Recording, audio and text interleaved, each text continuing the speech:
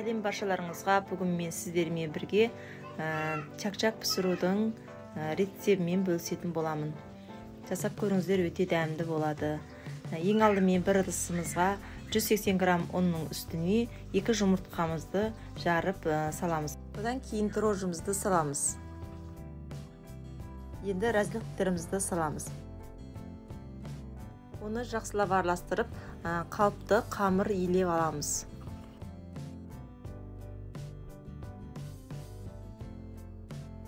Сосын оны 15 минутқа тындырып аламыз.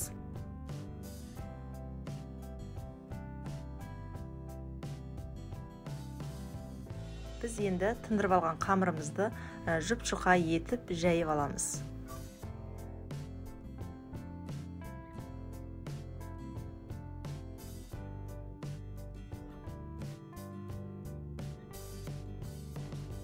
Осылай етіп жұқа қылып жайып алған қамырымыздың үстіне крахмалымызды сеуіп, осы видеодағыдай етіп бөліктерге бөліп кесіп аласыздар.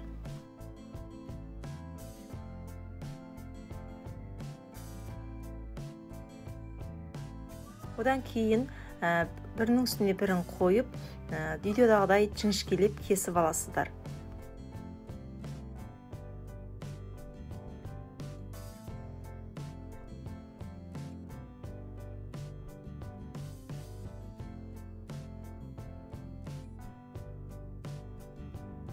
Міне осылай кесіп алуымыз керек.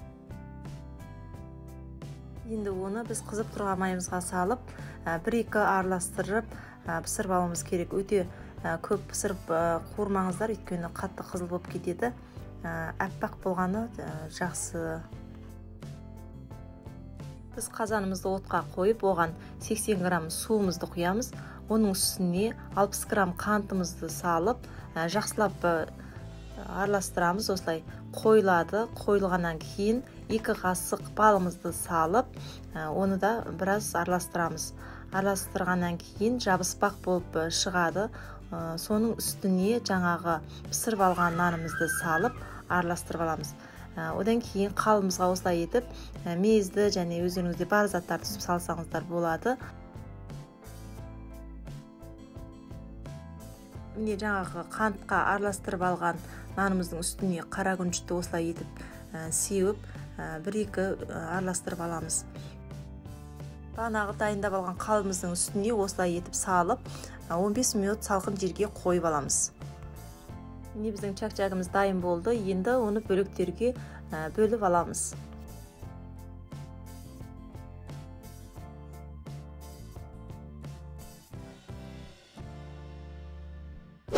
Міне біздің чак-чагымыз дайын болды. Егер де видео ұнап жатса, міндетті түрде каналыма тіркеліп, қоңыраушаны басып кетіңіздер.